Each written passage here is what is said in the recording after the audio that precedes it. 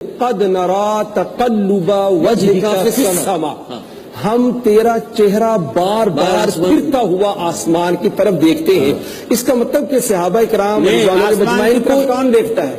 اللہ تعالیٰ دیکھ رہے ہیں، اللہ کہتے ہیں ہم دیکھتے ہیں، اللہ دیکھ رہے ہیں چہرہ آسمان کی۔ یہ بات کس سے کہی گئی؟ رسول اللہ صلی اللہ علیہ وسلم صحیح نازل ہو رہی ہے۔ یہ بات ویسے بھی آپ کے عقیدے پر بھی زیادہ پڑ رہی ہے، جو آیت آپ پڑھ رہے ہو اس سے آپ کے عقیدے پر زیادہ۔ اب آپ کی بات چونکہ وہ آپ کو قابو نہیں آ رہی تو آپ نے عقیدے پہ زد لگا دی۔ کیوں پڑھ رہی ہے مجھے سمجھائیں، میں یہ سب قابل ہے، میں سمجھنا چاہتا ہوں۔ آپ جب یہ کہہ رہے ہیں کہ اللہ تعالیٰ کہہ رہا ہے ہم آپ کا چہرہ آسمانوں میں پلٹتا ہوا دیکھتے ہیں، پیار ہے، ایک منٹ، پیار میں مانتا ہوں، اس سے کیا ثابت ہوا اللہ رب العالمین کی ذات کس طرف ہے؟ نہیں، اللہ رب العالمین دیکھ رہا ہے، اللہ دیکھ رہا ہے اپنے حبیب کو، تکتا رہتا ہے، اپنے پیارے کو تکتا رہتا ہے۔ یہ بھی آیا میرے سوال کا جواب آپ نے نہیں، مگر اس میں یہ کیا بات ہے؟ یہ تو سوال ہی نہیں ہے، یہ تو سوال ہی نہیں ہے۔ اللہ عرش الرحمن علی العرش استوى، یہ بات ہی نہیں ہے نا، اسی لیے میں کہہ رہا تھا کہ آپ کے عقیدے پر بخاری رحمۃ اللہ الرحمن علی العرش استوى۔ آسمان کا مطلب دیکھنا یہ نہیں ہوتا کہ خدا وہاں، آسمان کی طرف کا مطلب ہوتا ہے وہ بہت بڑا ہے، اونچا ہے، اونچا دیکھو۔ ڈاکٹر صاحب آپ کسی ایسے بچے کو بلاؤ جس کو میں یہاں دیکھوں خدا کو یوں دیکھیے، نہیں دیکھ سکتا، ڈاکٹر صاحب دیکھیے، میں خدا کو یوں نہیں دیکھ سکتا، میں یوں نہیں دیکھ سکتا، میں یوں دیکھوں گا بھائی، بالکل، اس لیے کہ وہ ہے اوپر، نہیں یوں نہیں کہوں گا، نہیں وہ ادھر بھی ہے ادھر بھی ہے۔ دیکھیے آپ مجمع میں سے ایک چھوٹے سے بچے کو بھی بلائے نا جو بول نہ سکتا، بچے سے کیوں پوچھیں، علماء سے پوچھیں آپ۔ ہاں تو پھر بچے سے کیوں پوچھ رہے ہیں؟ اس لیے کہ یہ مسئلہ ایسا ہے کہ بچہ بھی سمجھتا ہے، اچھا اللہ نے اس کی فطرت میں ڈال، لوگوں نے غلط پڑھا دیا۔ آپ ہمیشہ دعا مانگیں، یعنی عرفات کے موقع پہ رسول اللہ جب اس طرح ہاتھ اٹھا کے دعا کر رہے تھے، آپ کی بغلوں کی سفیدی ظاہر ہو رہی تو آسمان بھی تھا اللہ، میں آسمان کی بات، اللہ اکبر، اللہ اکبر، اللہ بڑا ہے تو بڑا آسمان اوپر دیکھتے ہیں، عرش پر ہے۔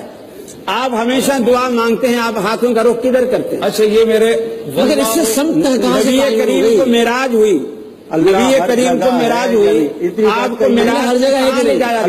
اللہ حاضر و ناظر ہے، ہر جگہ ہے نا، ہر جگہ علم کے اعتبار سے، ذات کے اعتبار سے عرش پر۔ استغفر اللہ کہ اللہ تعالیٰ کے استغفر اللہ کی کیا بات ہے؟ اللہ عرش پہ۔ ایک صحابی نے اپنی لونڈی کو تھپڑ مار دیا کسی جرم کی بنیاد پر، پریشان ہو کر رسول اللہ صلی اللہ علیہ وسلم کے پاس آیا کہ میں اس کا ازالہ کرنا چاہتا ہوں، اور آپ فرمائیں کہ کیا میں اس کو آزاد کر دوں، اس کے ازالے میں اللہ میرا جرم معاف کر دے گا؟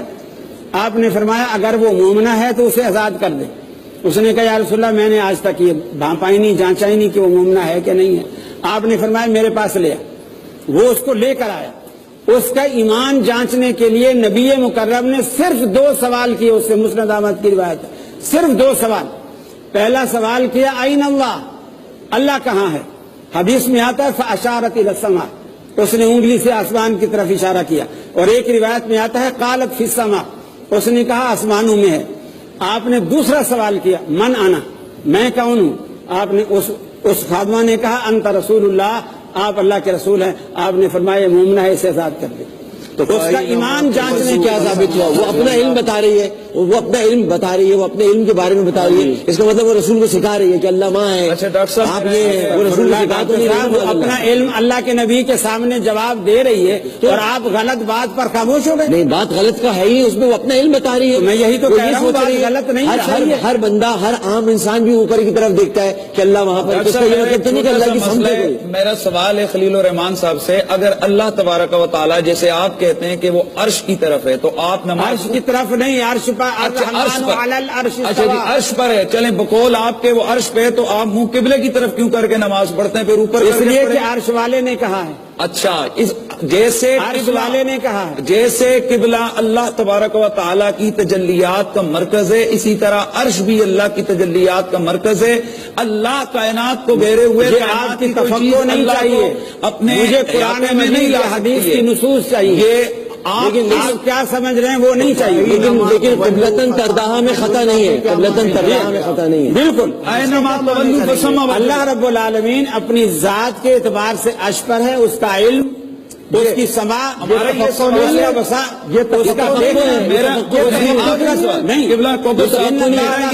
سوال ہے اللہ ہر چیز۔ خلیل الرحمان صاحب مجھے ایک سوال کا جواب دیجئے کہ اللہ عرش پر ہے تو عرش اللہ سے بڑا ہے یا اللہ عرش سے بڑا ہے؟ ذات کے اعتبار سے نہیں. اب بات آپ کو جواب دینا دیکھیے پڑے گا. امام میں یہ کہہ رہا ہوں کہ یہ ایک موبائل ہے, یہ ڈبے پر ہے, دو ہی صورتیں ہیں کہ اللہ یہ سے اس سے بڑی چھوٹا ہے کوئی یا چیز بڑا. نہیں ہے. اگر اللہ عرش پر ہے اور جب- عرش اگر سنیے میری, دیکھیں ہم نے آپ کی بات آرام اب سے آپ سنی. نے سوال کیا تو میرا جواب سوال سوال تو کر لیا نا. میرا سوال پورا ہونے دیں.